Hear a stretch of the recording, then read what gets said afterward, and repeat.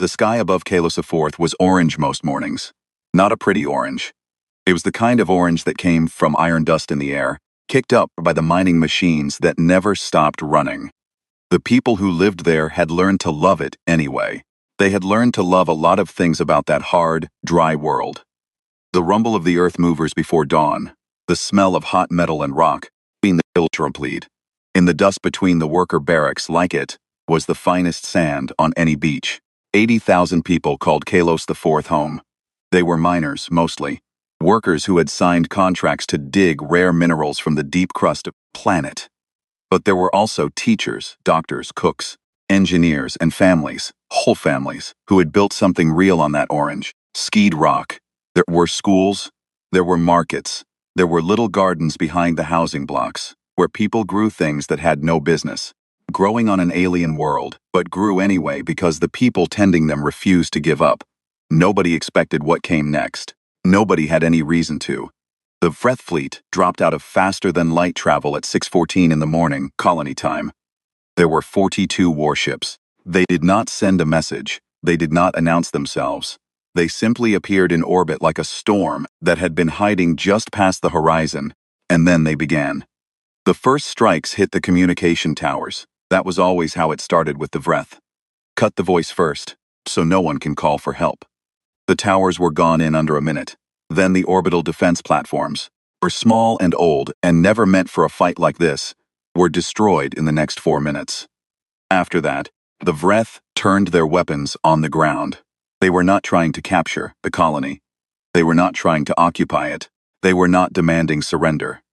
What Fleet Admiral Sayan Vorath had ordered from the bridge of his command ship high above the planet was simple and total. He had ordered the colony erased. Vorath was a tall creature, even by Vreth standards. His scales were dark green along his back and pale yellow on his throat. He had fought in 11 campaigns across his long career. He had conquered worlds that had resisted for years. He was not a being who felt much of anything when he looked down at an enemy. The people on Kalos IV were not really an enemy in his mind. They were barely a consideration. Humans to Vorath were a nuisance species. They spread too fast, took up too much space, and had too high an opinion of themselves for beings who had only just reached the stars. The massacre was not personal. That was the worst part of it. It was not personal at all. It was a message, delivered to a species that Vorath believed would not survive long enough to read it properly. Down on the surface, there was chaos. People ran. Parents grabbed children. Workers abandoned their machines and ran for the emergency shelters built into the rock. Some shelters filled within minutes. Some never opened because the entrances had already been buried under rubble from the first strikes. Our grid failed across the northern settlement in the second wave of bombing. In the darkness and the fire and the screaming, it was impossible to know where to go or what to do. A 12-year-old girl named Mira Osi was in the school building when the first explosion shook the walls. She had been early to class that morning because she had wanted to finish a drawing she had started the day before. A drawing of her mother standing in their garden holding tomatoes she had grown from seeds, brought all the way from Firth. The drawing fell to the floor when the ceiling cracked. Mira did not pick it up. Her teacher, Mr. Dohi, grabbed her arm and pulled her toward the back hallway, shouting for the other children to follow. Mr. Dohi had read the emergency protocols. He knew where the access tunnels were. The old mining shafts under the school that connected to the deep maintenance passages beneath the colony. He got 14 children into that tunnel before the school building came down behind them. They ran in the dark, following the faint emergency lights along the tunnel walls. Mira had her school bag on her back. Inside it was her lunch, a spare sweater, a small data tablet she used for homework, and a comm recorder she had borrowed from her father the week before to record a class presentation. She did not know that the comm recorder was still running. She did not know that it had turned on automatically when the first shockwave hit, triggered by the noise. It recorded everything: the running feet, the children crying, the sound of the world above them being destroyed, a deep and terrible rumbling that never quite stopped. The tunnels went deep. That was what saved them. In the hours that followed, the Vreth completed their work. They were thorough. Every settlement block, every vehicle, every power source on the surface was destroyed or burned. Ground troops landed in the third hour and moved through the ruins, checking for life. They were not checking to help survivors. They were checking to ensure there were none. Most of the people who had not made it underground did not survive. Vorath watched the reports come in from his bridge. His officers were calm and professional. They spoke in clipped, formal language about percentage completion and thermal confirmation of targets. Not one of them said the word killed. They said cleared. They said neutralized. They used the language of machinery because it was easier that way, easier to speak of humans as things rather than people, easier to do what they were doing without looking at it too directly. When the final report reached him, Vorath read it twice. Then he nodded and ordered the record sealed and transmitted to the Vreth High Council as a demonstration of the Dominion's reach. 80,114 confirmed dead. He then ordered a secondary transmission sent, not to the Council, broadcast openly across the galactic communication network, where any civilization with a receiver could pick it up. It contained the coordinates of Kalos IV, the timestamp of the attack, the name of the fleet, and his name, signed at the bottom. He wanted humans to know who had done this. He wanted every other species watching to know that the Vreth Dominion could do this, to anyone, whenever they chose. Then Vorath ordered his fleet pointed toward Earth, not to attack, not yet, but as a gesture. He sat in his command chair and looked at the stars in the direction of the human homeworld, and he felt something close to amusement. Let them grieve, he thought. Let them understand what they are. Deep in the tunnels beneath the ruin of Kalos IV, Mira Osi sat with her back against a cold stone wall and held a little boy named Pip, who was 6 years old and would not stop shaking. There were 183 survivors in the tunnel network by the end of the first day. They had found each other in the dark, drawn together by voices and the thin beam of lights from comm devices and work lamps. They were injured, terrified, and had no way to call for help.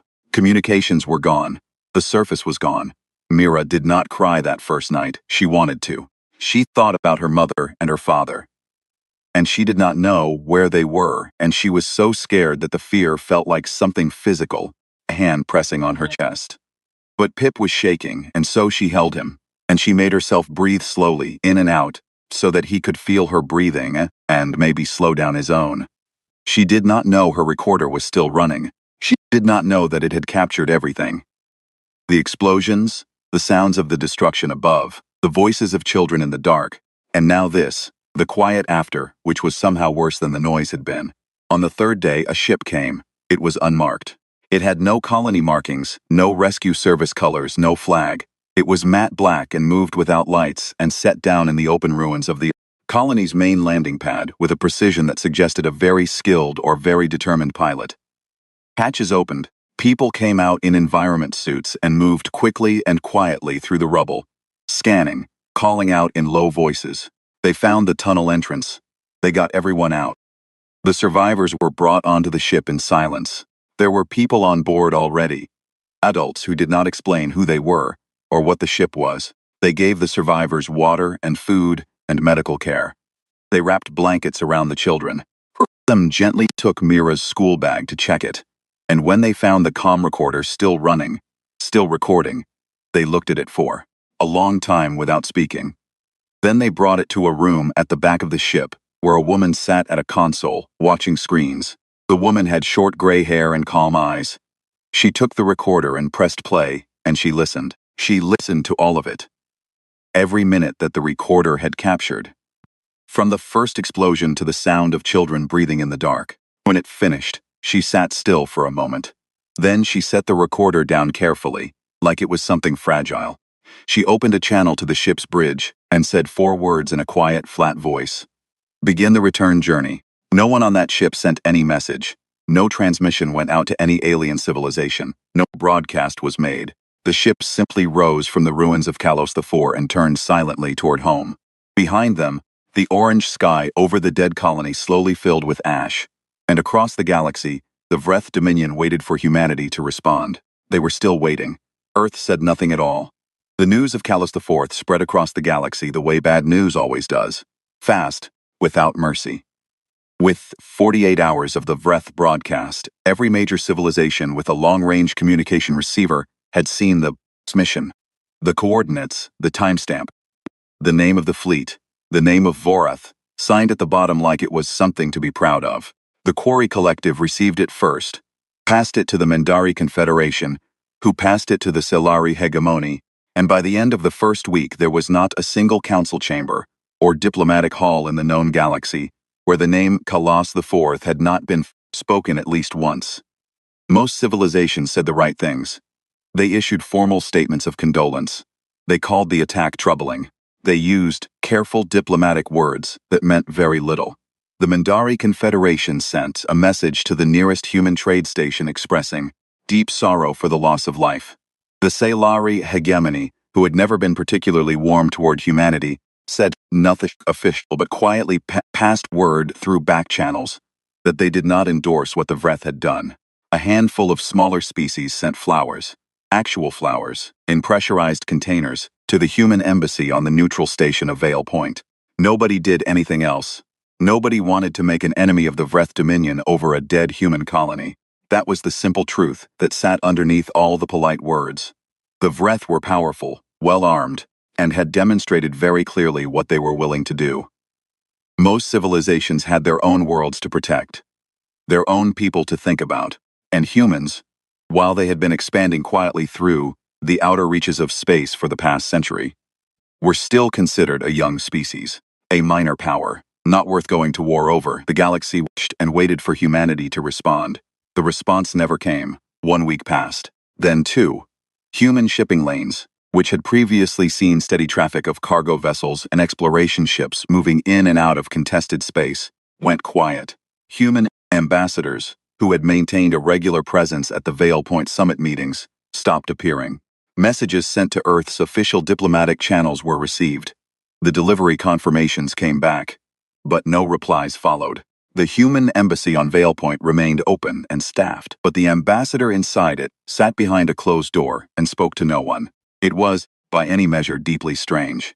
Ambassador Tail of the Quarry Collective was the first to say so out loud. Tail was an older diplomat, thin and pale-skinned in the way of his species, with large dark eyes that had a habit of going very still when he was thinking hard. He had spent 30 years in the diplomatic service and had dealt with hundreds of species in crisis. He had seen species respond to attacks with rage, with grief, with political chaos, with desperate negotiation. He had never seen a species respond with nothing, with complete, unbroken silence. He sat in his office on Vale Point 3 weeks after the massacre and pulled up every piece of historical data his archive contained on human behavior. He read for a long time. He read about human wars, human responses to disaster, human patterns of conflict. He found that humans had a long and complicated history of fighting back when attacked. They had never, in any recorded case, simply done nothing, which meant they were not doing nothing. He found a line in a very old human text, a collection of military writings from Earth's early history, and he read it twice, then a third time it said, "Beware the man who has stopped arguing. He is no longer trying to change your mind. He has already decided what comes next." Tail sat with that line for a long time. Then he tried to contact the human ambassador on Vale Point directly, private channel, without going through official protocols. He sent a simple message. He said he was concerned, and that he wanted to talk. He considered himself a friend to humanity. The message was received. No reply came. He tried again 4 days later. Same result. Tail began making inquiries among his network of contacts. He was careful. He did not want to appear to be prying into human affairs at a sensitive time. But he had friends, traders, scientists, neutral station operators, who traveled near human space, and he reached out to them quietly. What he heard back was small things, individual pieces that did not seem like much on their own. A merchant captain who regularly ran cargo between the outer belt stations and a human supply depot reported that the depot had been closed without notice. When he approached the station to ask about rescheduling, a human vessel, unmarked, no registry he could find, had come alongside his ship, and a voice on the comm had politely told him that the station was temporarily unavailable and that he should redirect his route. The voice had been pleasant, calm. It had offered him coordinates for an alternative supply point, wished him safe travels, and ended the call.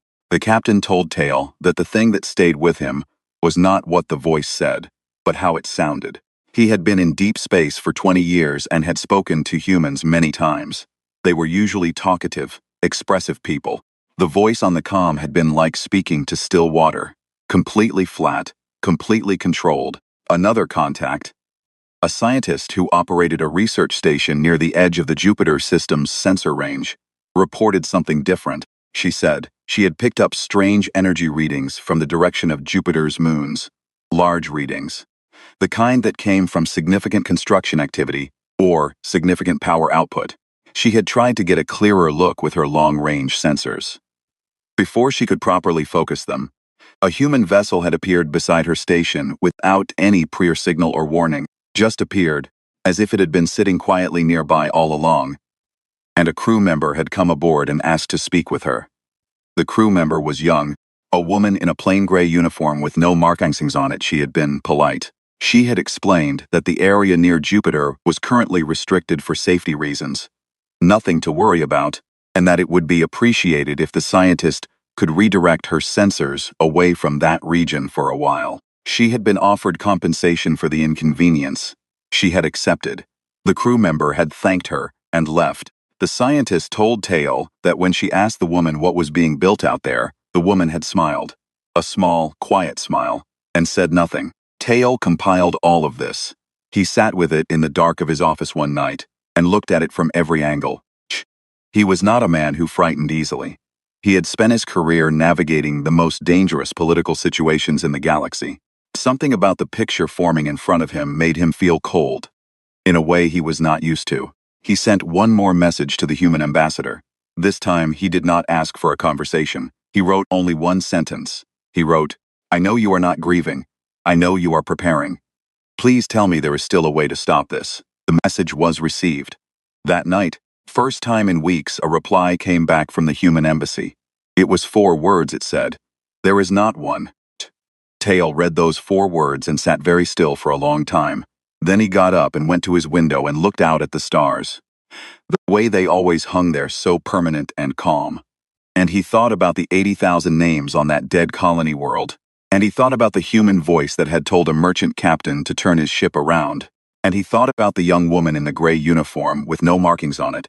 And he felt, for the first time in his long career, genuinely afraid. Not afraid of the Vreth. Afraid of what was coming for the Vreth. Back on his command ship, in a comfortable chair in a warm room, Fleet Admiral Sayan Vorath was reading the same reports his intelligence officers had compiled about human silence. He read them with the mild curiosity of a being who had already won and was simply watching the aftermath settle. One of his officers flagged the energy readings near Jupiter, the sensor anomaly, the closed shipping lanes. Vorath looked at each item and found nothing alarming in any of it. Species collapsed in different ways after a catastrophic loss. Humans were probably in political chaos, probably arguing among themselves about what to do, probably paralyzed with shock. He told his officer to log the Jupiter readings as a probable sensor error and move on. He ordered a celebratory dinner for his senior staff that evening.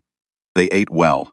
They talked and laughed. Someone made a joke about humans, and everyone at the table laughed louder than the joke deserved. The way people do when they are very comfortable and believe themselves to be completely safe. Outside, in the cold dark between the stars, something was moving. It was not making any noise. It was not sending any signals. It was just moving, steady and quiet, in the direction of Vreth space. And it had been moving for weeks. Not everything humanity built was visible. That was the thing most species got wrong when they thought about humans. They looked at the human trade stations, the colony worlds, the small diplomatic offices on neutral ground, and they made their calculations based on what they could see. They counted the ships that showed up at summits. They measured the weapons on the vessels that traveled public routes. They watched the humans who sat at negotiating tables and spoke carefully and smiled and offered compromises, and they thought they understood what humanity was. They were looking at the front of the house. They never thought to check what was underneath it. 31 years before the massacre on Kalos IV, a small group of people sat in a room deep inside a mountain on Earth and made a decision. They were not politicians. They were not famous. Most of their names would never appear in any public record. They were military strategists, Engineers, scientists, and a single historian who had spent her career studying every war humanity had ever fought and every war it had nearly lost. They sat in that room for 3 days, and they asked each other a question that no one in the government wanted to ask out loud. The question was this: what happens if someone out there decides to simply kill us, not defeat us, not conquer us, not demand our resources or our submission, just kill us, the way you step on something small that is in your way? What happens then?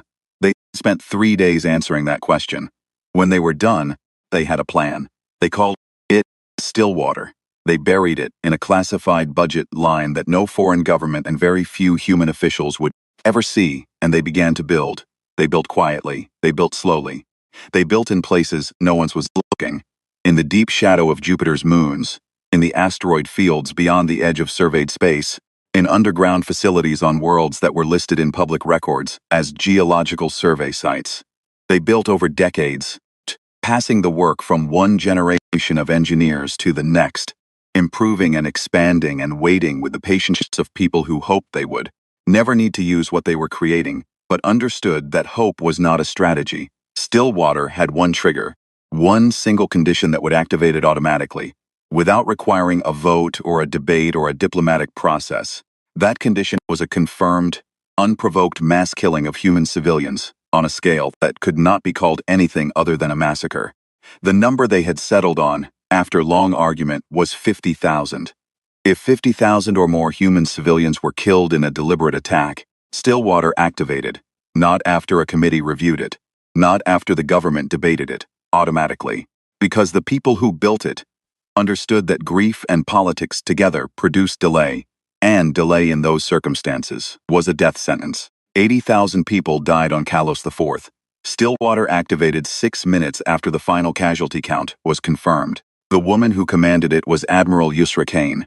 She was 63 years old and had spent the last 11 years running Stillwater from a command facility so far below the surface of Titan that the weight of the moon above her was measurable. She was a small woman with short gray hair and a habit of speaking very softly, so that the people around her had to lean in to hear her. She had found over many years that people paid more attention to quiet voices than to loud ones. When Stillwater activated, she was sitting at her desk reading a geology report that had nothing to do with geology. Her console chimed once. She looked at the alert. She read it. She set down the report. She pressed a single button that sent a coded pulse to every Stillwater facility, shipyard, command node across the solar system. The pulse meant it is time. What followed was not chaos. It was not emotional. It was the most organized thing humanity had ever done, and it looked, to the handful of people who knew it was happening, like watching a very large and very precise machine come to life after a long, cold sleep. The shipyards on Ganymede, which had been listed in public records as inactive mineral processing facilities, opened their external bays for the first time in years. The ships inside them were not mineral processors. They were warships, and they had been maintained in perfect condition by skeleton crews who rotated in and out on classified contracts, people who had signed agreements so thorough that they had never told their families what they actually did for work. The ships powered up one by one, and their crews, who had been living ordinary lives on Earth and the colonies, keeping themselves ready, began reporting to departure points. There were 4,312 warships in the Stillwater fleet. Most species in the galaxy had no idea humanity owned that many. Most humans had no idea either. The weapons on these ships were not the standard armaments that appeared on human vessels at diplomatic summits. Over 30 years, the engineers of Stillwater had pursued a specific line of weapons research that had been deliberately kept out of every public and semi-public defense program. They had studied the physics of collapsed stars, the way matter behaved under pressures that existed nowhere else in nature, and they had built weapons based on what they found there. Weapons that did not simply destroy things but unmade them, at a level so fundamental that there was very little left to examine afterward. They had also built something called the Quietus. Quietus was an artificial intelligence, though calling it that felt insufficient. It had been designed with one purpose: to coordinate a military campaign of the kind no human commander could manage alone, across multiple star systems, against a target whose full defensive layout was not completely known. run 40,000 simultaneous tactical calculations. It could adjust a campaign plan in real time as new information came in. It did not feel fear or doubt or hesitation. It simply solved the problem in front of it with whatever tools were available. Admiral Kane had worked with the Quietus for 9 years. She trusted it the way she trusted mathematics, not because it was warm, because it was reliable. In the first week after activation, the Quietus processed every piece of intelligence humanity had ever gathered on the Fifth Dominion. It mapped their shipyards, their supply lines, their command structures, their patrol routes, their communication networks. It identified every military asset in Vreth space and calculated the most efficient sequence for removing each one. It built a campaign plan that ran to 11,000 pages of operational detail, and it presented that plan to Admiral Kane in a summary that took 4 minutes to read. She read it. She asked 3 questions. Quietus answered them. She approved the plan. There was one part of the plan she had added herself. For the Quietus was given the final parameters. It was a rule. A hard limit written into the operational code so that nothing could override it, without her direct authorization. The rule was this: civilian infrastructure was not to be targeted under any circumstances. Homes, hospitals, production, water systems, none of it was to be touched. Only military targets. Only the people and systems that had made the massacre possible, or would make future ones possible. When one of her officers had asked why show restraint when the Vreth had shown none? Kane had looked at him for a moment before answering. She said, "We are not doing this because we are like them. We are doing this because we are nothing like them." The officer did not ask again. Mira OC was brought to a facility on Earth that she was not told the name of. She was given a room and food and medical care for the injuries she had sustained in the tunnels. People came and sat with her, not to question her, but just to be there, in the way adults sometimes sit with children who have seen too much. Because being alone with it is the worst part. After 2 weeks, when she was a little steadier, a woman came to speak with her. The woman had short gray hair and calm eyes, and introduced herself simply as Yusra. She did not explain who she was or what her rank was. She sat across from Mira, and she asked her how she was doing, and she listened to the answer, without rushing it. Then, gently, she asked Mira about the recorder. She asked if she could listen to it. Mira said yes. Angels listened to the entire recording from beginning to end without speaking. When it finished, she sat quietly for a moment. Then she thanked Mira, and she stood to leave. At the door, Mira asked her a question. She asked, "Are you going to do something?" Kane stopped. She looked back at the girl. The girl was 12 years old and had survived the end of her world by running through the dark and holding a younger child so he would not be as afraid. Kane said yes. Mira looked at her and said good. Outside the facility on the dark side of Titan, 4,000 ships were moving into formation. They carried no flags. They sent no signals. They made no announcements. They simply formed up in the cold and the quiet, and they waited for the order. And when the order came, they moved. They moved toward Vreth space. They did not hurry. They did not need to. They had already decided, and when humans decided, they did not stop. The first thing the Vreth border outpost on Harith Station saw was a shadow. Not a ship, not a fleet, just a shadow. A darkness moving across the stars that did not belong there. The way a cloud moves across a clear sky, except there are no clouds in space and there is no reason for stars to disappear and reappear unless something very large is passing in front of them. The sensor operator on duty stared at his screen for 3 seconds before his brain caught up with what his eyes were seeing. Then he started hitting buttons. He sent an alert to the station commander. He sent a second alert to the regional patrol fleet. He tried to send a third alert to the Vreth High Command on Kathrak. He managed to send the first 2. The third one never arrived because Harith Station stopped existing 11 seconds after his hands left the console. It was not an explosion in the way most people imagine explosions. Not a bright flash and a slow expanding cloud of debris. It was more like the station was simply removed. One moment it was there. The next moment the space where it had been was empty, and the stars behind it were visible again, unobstructed.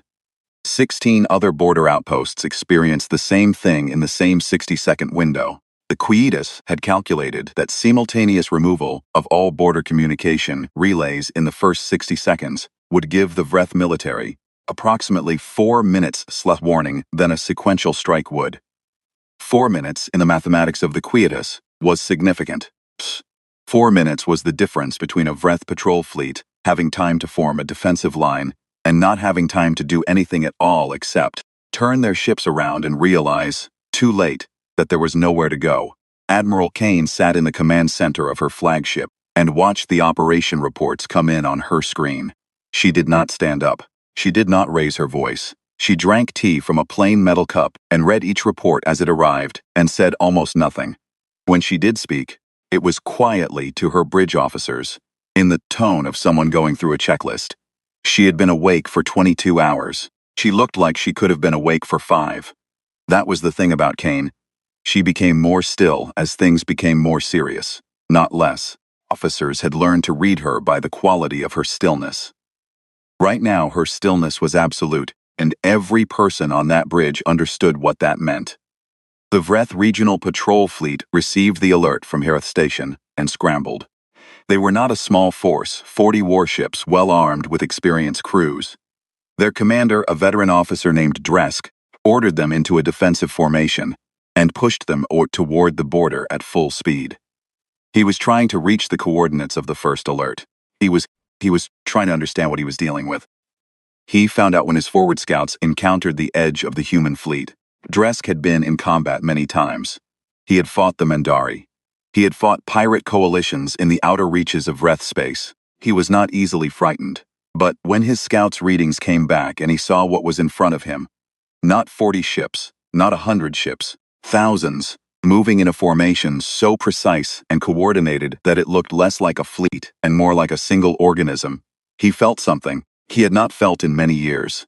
He felt it very briefly, because his fleet lasted 9 minutes. Quietus did not fight the way other commanders fought. It did not have ego.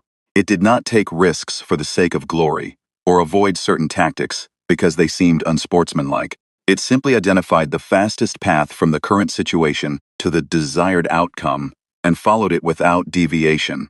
The desired outcome here was the complete removal of Vreth military capacity. Not the defeat of this patrol fleet specifically, but the removal of every military asset in Vreth space in the most efficient sequence possible.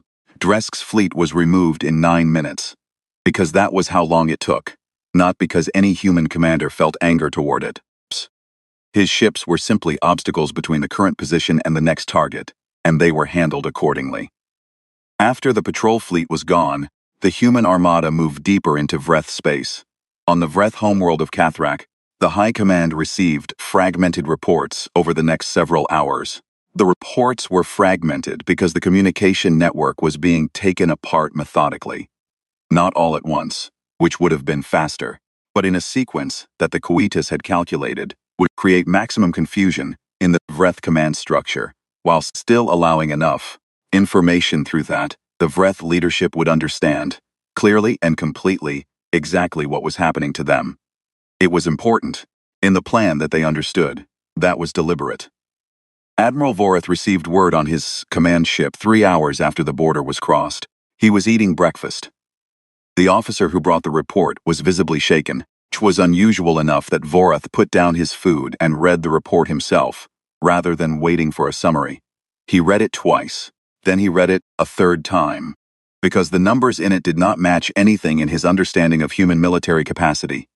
4,000 ships, weapons systems his intelligence officers had no classification for. 17 border installations removed in under a minute. His regional patrol fleet gone in 9 minutes with no survivors recovered.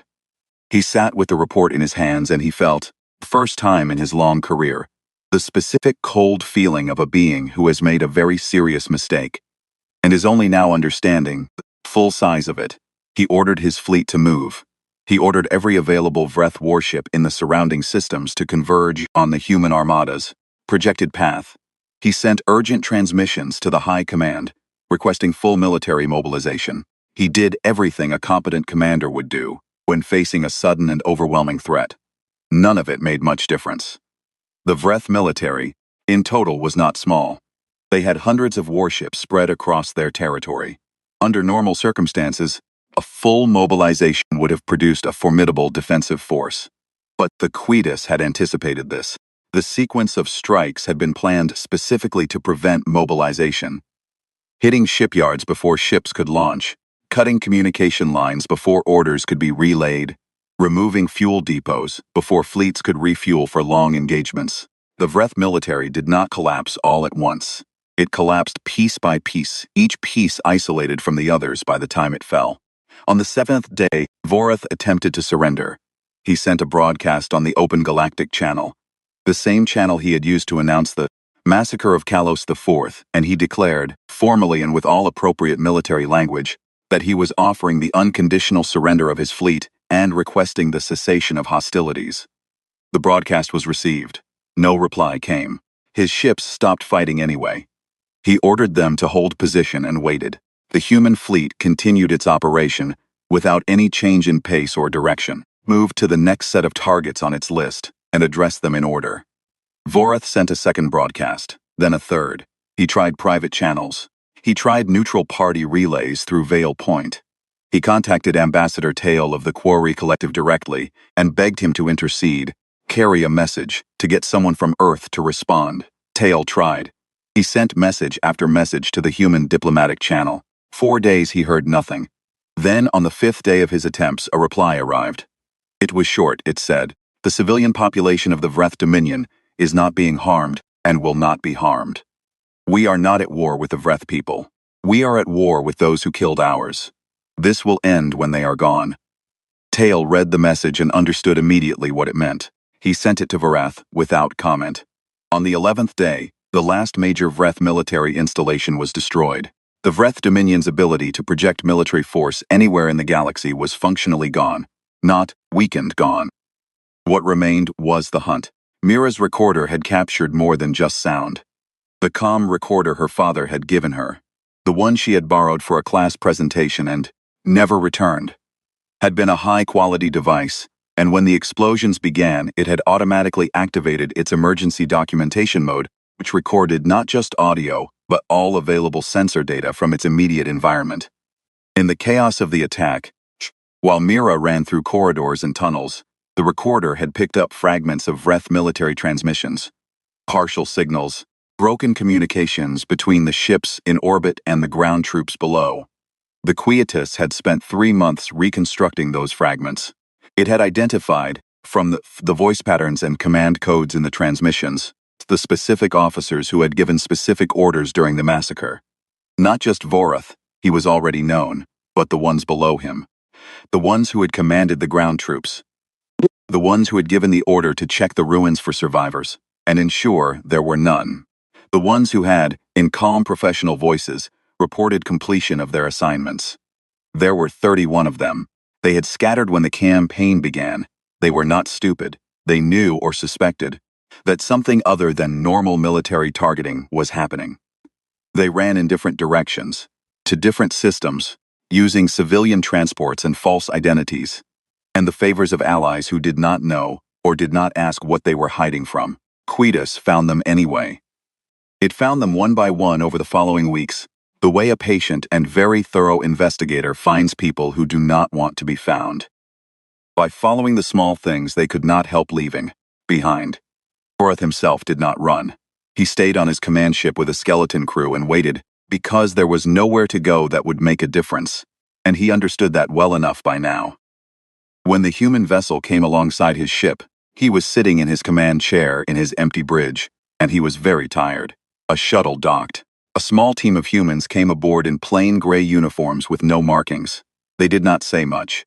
They took Voreth into custody without violence, without ceremony, and brought him onto their shuttle. As they pulled away from his ship, he looked out the small viewport and saw his command vessel begin to come apart behind them, slowly and completely, till there was nothing left where it had been. He asked quietly where they were taking him. The human sitting across from him looked at him for a moment. Then, she said, "Home." Voreth was returned to Cathrak on a Tuesday. Nobody had asked him what day it was, or whether Tuesday meant anything to him. It did not. The Vreth did not measure time in Tuesdays. The humans who planned his return had scheduled it for a Tuesday, because it was the most ordinary day of the human week. Not the beginning, not the end, just a plain day in the middle. And there was something in that choice that felt, to the people who made it, like the right kind of statement. "This is not a ceremony," the Choice of Tuesday said. "This is not a triumph we are celebrating. This is simply a thing we are finishing." He was delivered to the edge of Vreth space in an unmarked shuttle with enough fuel to reach Cathrak. Single working communication unit. There were no guards on the shuttle with him. There were no restraints.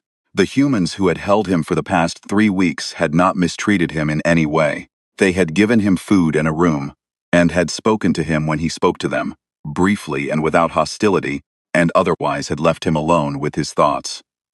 His thoughts had not been good company.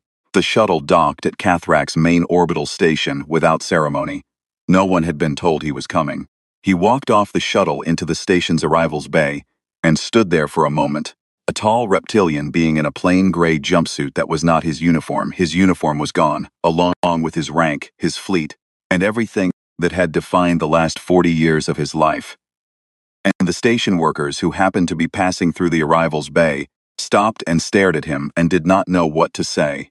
He did not know what to say either, so he said nothing. He walked to the transit desk and asked for a passage down to the surface.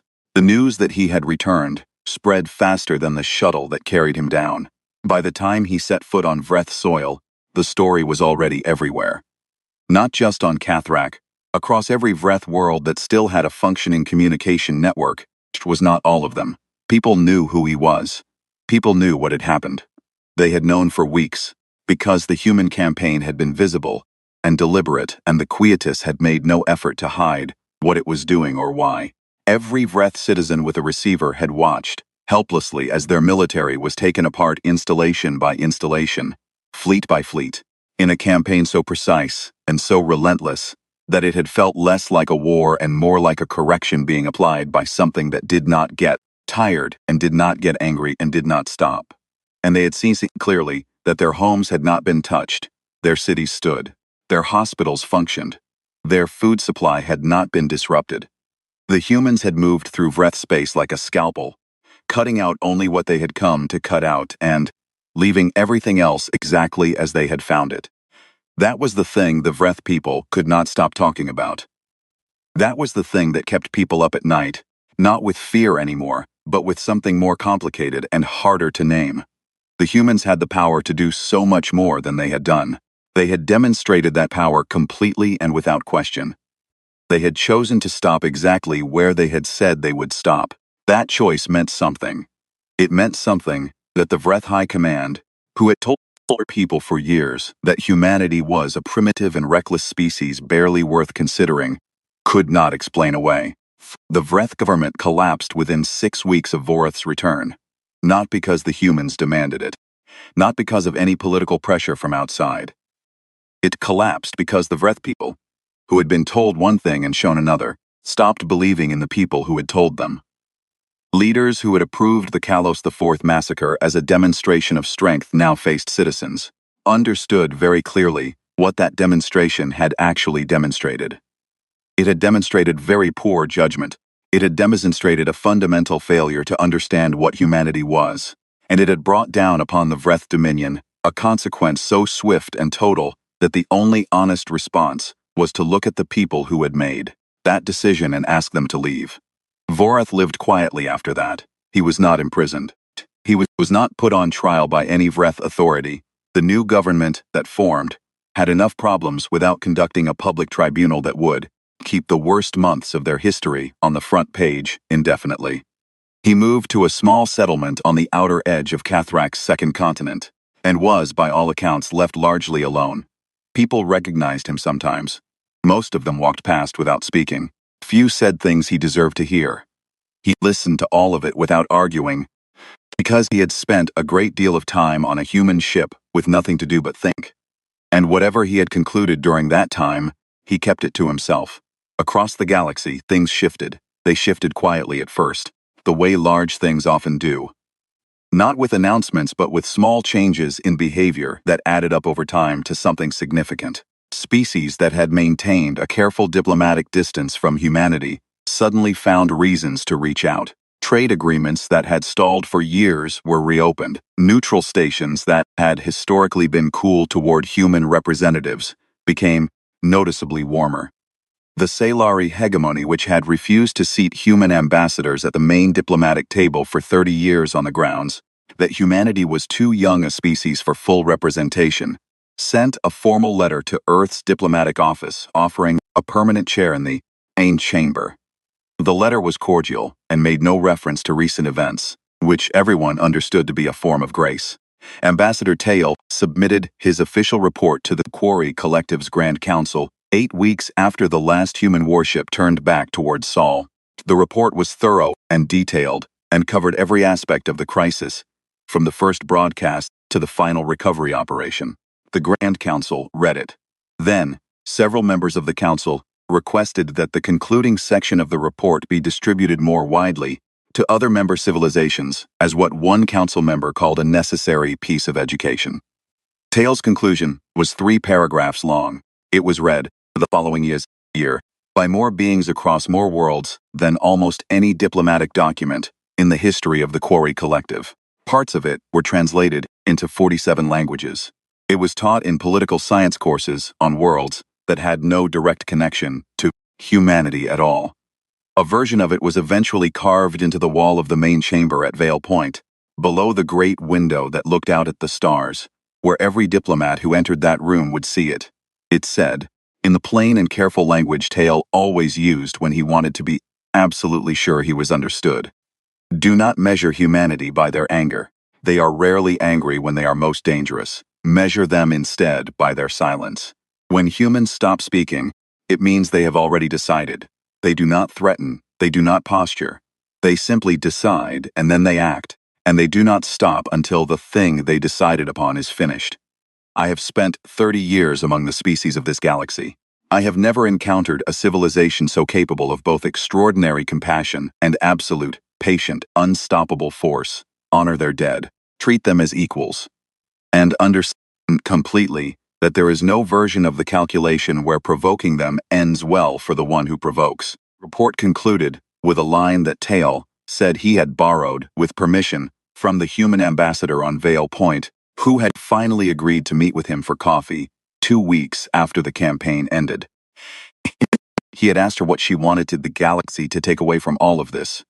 She had thought about it for a moment, looking into her cup, and then she had said something that he wrote down immediately on the small notepad he always carried. She had said, "Didn't go silent because we were broken. We went silent because every name deserved that much from us. When you have 80,000 reasons, you don't rush." Onkelos' offer rebuilding began slowly. The planet was not abandoned. That had been discussed. There were people who felt the ground there was too soaked in grief to build on again. But the survivors had been consulted, and the survivors, almost without exception, had said they wanted to go back. It was their home. The orange sky was their sky. The iron dust was their dust.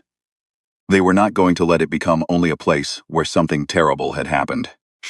They were going to make it a place where something else happened too. Something that lasted longer. The first structure completed was not a house or a power station or a communications tower.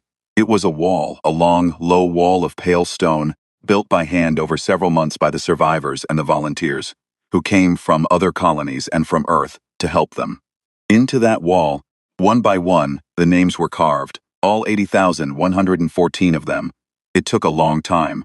People worked on it in the mornings, before the heat came up, and in the evenings, when the orange sky cooled to something closer to red. Children who had been born since the massacre came and helped carry stone. Because their parents had told them why it mattered, and they understood, even very young, that some things you do not let other people do for you.